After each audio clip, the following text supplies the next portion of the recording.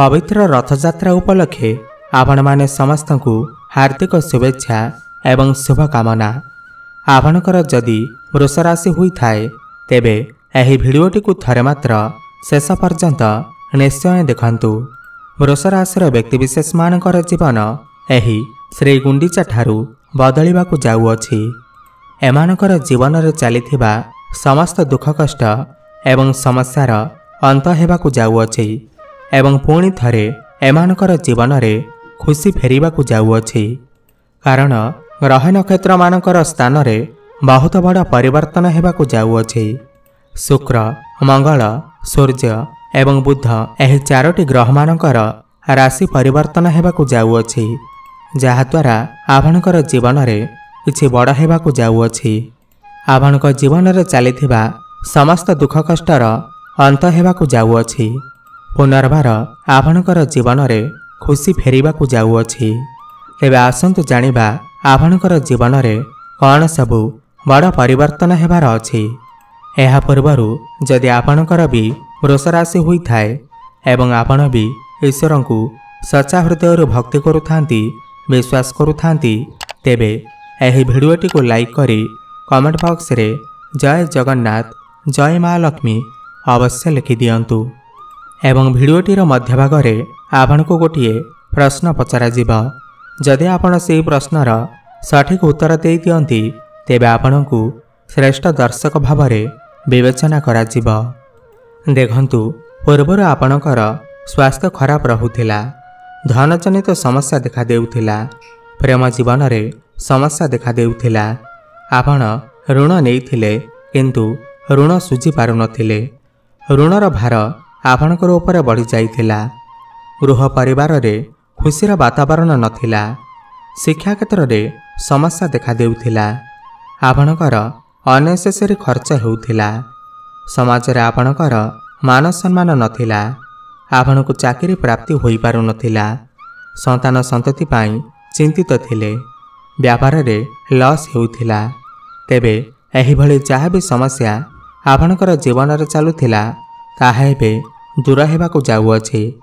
आपणकर जीवन रे पुणी थरे खुशी फेरिबाकु जाउअछि। आपणकर जीवन रे नूतन सूर्य उदय हेबाकु जाउअछि।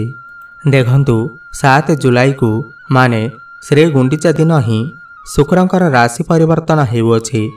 शुक्र जे कि धनर कारक ग्रह, शुक्र ग्रह को माँ लक्ष्मी को स्वरूप मान जाई थाए। शुक्र आपणकर द्वितीय भाव रे चलन करुथिले एवं अष्टम भाव को देखुथिले, जहा फल रे आपणकर स्वास्थ्य रे समस्या देखा देउथिला, धन जनित समस्या देखा देउथिला, धन आसु नथिला, धन आसिले मध्य ताहा संचय होई पारु नथिला। किंतु वर्तमान 7 जुलाई को शुक्र आपणकर तृतीय भाव को चलन करिवे एवं आपणकर भाग्य भाव को देखिबे। शुक्र आपणकर राशिर अधिपति होई करी आपणकर भाग्य भाव को देखिबे, जहा फल रे आपणकर भाग्य मजबूत हेबा, भाग्य आपणकर प्रबल रहिबा। एही श्री गुंडीचा पर ठारू आपण भाग्य बल रे समस्त कार्य रे उन्नति करिवे। आपण कम परिश्रम रे अधिक फल प्राप्ति करिवे। आपण एही समय मध्य रे छोट मोट जगह को यात्रा करि पारंती। सान भाई भौणी मानक सहित आपणकर संपर्क मजबूत हेबा, आपणकर साहस पराक्रम बढ़िबा। भाग्य बल रे आपण बहुत अधिक धन अर्जन करिवे। आपणक पई प्रश्न हेउछि माँ सुभद्रांकर बा देवी सुभद्रांकर रथर नाम कौन अटे? देवी सुभद्रांकर रथर नाम कौन अटे? आपण जदि एही प्रश्नर सठिक उत्तर दे दियंती तेबे आपणकु श्रेष्ठ दर्शक भाव रे विवेचना करा जिबा। आपण एही समय रे कोनोसी धार्मिक स्थान को यात्रा करि पारंती। धर्म आड़कू आपणकर मन अग्रसर होई पारे, काहेकिना गुरुंकर दृष्टि मध्य आपणकर भाग्य भाव उपर को रहुअछि। एहा अत्यंत शुभ अटे। शुक्रंकर दृष्टि मध्य आपणकर भाग्य उपर को रहुअछि। तो आपणकर भाग्य एही श्री गुंडीचा पर ठारू पूरापूरी बदलिबाकु जाउअछि। आपण जहा स्वप्न रे भाबी नथिबे ताहा पूर्ण हेबाकु जाउअछि। आपणकर समस्त मनस्कामना पूर्ण हेबाकु जाउअछि। एही श्री गुंडीचा परे आपण जदि चाहिबे कोनोसी बड़ कार्यर आरंभ करि परिबे, किंवा कौनसी बड़ इन्वेस्टमेंट करिपारिबे। घरे शुभ मांगलिक कार्यर आयोजन मध्य करिपारिबे। एही समय रे आपणकर मन धर्म आड़क अग्रसर हेबा। धार्मिक स्थान को जीवाकू आपणकर मन बळी पारे एवं गुरु आपणकर प्रथम भाव अछंती। आपणकर स्वास्थ्य समस्या रहिब नाही, केवल टिके मोटापण भली समस्या देखा देई पारे, नहले आपणकर स्वास्थ्य बहुत भल रहिबा। पूर्वर जदि आपणकर किछि स्वास्थ्य समस्या थिला तेबे ताहा दूर हेबा। देखंतु 13 जुलाई को मंगल मध्य आपणकर प्रथम भाव को गोचर करिवे। मंगल आपणकर सप्तम भावर अधिपति होई करी प्रथम भाव को जिवे। आपणकर एही समय रे डेली इनकम बढ़िबा। आपणकर व्यापार वाणिज्य रे उन्नति आसीबा, रोजगार रे वृद्धि आसीबा, फाइनेंशियल ग्रोथ हेबा। आपण एही समय रे कोनोसी नूतन व्यापार मध्य आरंभ करि पारंती। आपणकर वैवाहिक जीवन मध्य एही समय रे बहुत भल रहिबा। आपणकर वैवाहिक जीवन रे पूर्वर जदि किछि समस्या लागि रहुथिला तेबे ताहा दूर हेबा, किंतु मझिरे मझिरे कली झगड़ा एवं क्रोध भली समस्या देखा देई पारे। आपणक भितरे टिके क्रोध देखा देई पारे, एथिप्रति आपण टिके ध्यान देबे।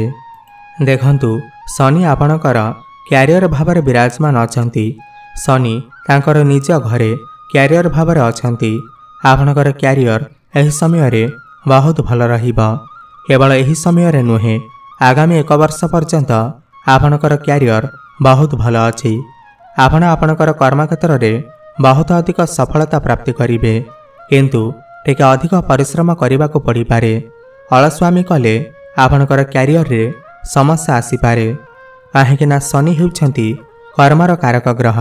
तो आपणकू कर्म तो करने को पड़िबा एवं शेष रे सफलता प्राप्ति हेबा। कर्म क्षेत्र रे आपणकर प्रमोशन होई पारे, आपणकू प्रशंसा मिली पारे, ऊपर ऑफिसरंकर सपोर्ट आपणको प्राप्ति हेबा। आपणकर समस्त कार्य सुरखुरी रे होई जिबा। जेउ मानक पाखरे कोनोसी चाकरी बाकरी नाही तो सेमानकू एही समय मध्यरे नूतन चाकरी मध्य प्राप्ति होई पारे। एवं राहु मध्य आपणकर एकादश भावरे विराजमान अछंती। आपणको समय समय रे आकस्मिक धन प्राप्ति हेबा। आपणकर समस्त इच्छा पूर्ण हेबा, काहेकि ना एकादश भाव आपणकर इच्छा पूर्तिर भाव होई थाए। आपणकर एही समय रे कोनोसी गोटिए बड़ इच्छा पूर्ण होई पारे, काहेकि ना राहु हेउछंती अकस्मात ग्रह। अकस्मात आपणको लाभ देई थांती। तो एही समय रे आपणकू चारि दिगरु लाभ प्राप्ति हेबा। देखंतु केतु आपणकर पंचम भावरे अछंती, तो एहा टिके भल नुहे। आपणकर शिक्षा क्षेत्र पाई एहा एतेटा शुभ नुहे। केतु हेउछंती भ्रमित ग्रह, असंतुष्ट प्रदान करिथांती।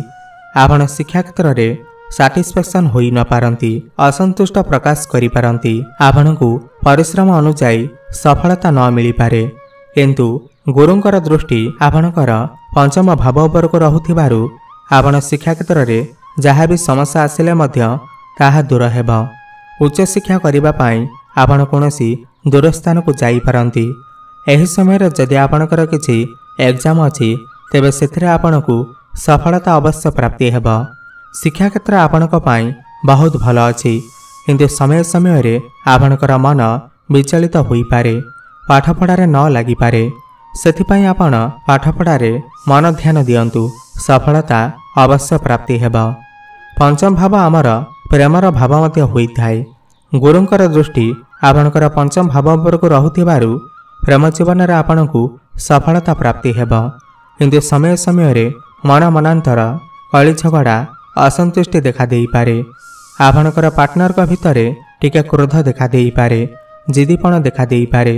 आपण आपणकर पार्टनर को ऊपरे टिके डाउट करि पारंती, जहा फल रे आपणकर प्रेम जीवन रे समस्या आसी पारे, काहेकि ना केतु आपणकर पंचम भावरे अछंती एवं गुरु जेहेतु आपणकर पंचम भाव को देखुचंती, तो प्रेम जीवन रे जहा भी समस्या आसिले मध्य ताहा दूर होई जिबा। आपणकर प्रेम विवाहर रूप मध्य नहीं पारे। आपण दुई जनक मध्यरे भल पाइबा बढ़िबा एवं 16 जुलाई को सूर्य आपणकर तृतीय भाव को चलन करिवे एवं भाग्य भाव को देखिबे। तो सरकारी स्तर रे थिबा लोकमानक पाई एही समय बहुत शुभ अटे एवं राजनीति क्षेत्र में थिबा लोकमानक पई एही समय अत्यंत शुभ अटे।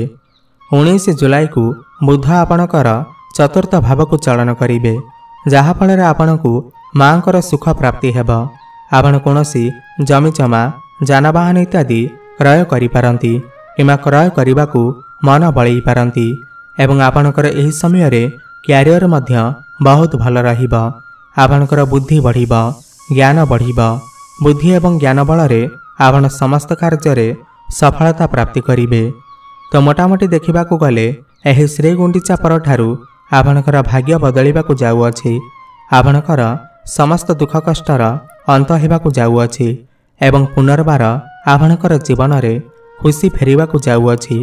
आपनको जदि ये भिडियोटी भल लगी थाए ताहले ये भिडियोटी को लाइक करी कमेंट बॉक्स रे जय माँ लक्ष्मी जय श्री विष्णु अवश्य लिखि दियंतु एवं भिडियो को गोटे लाइक करंतु। धन्यवाद।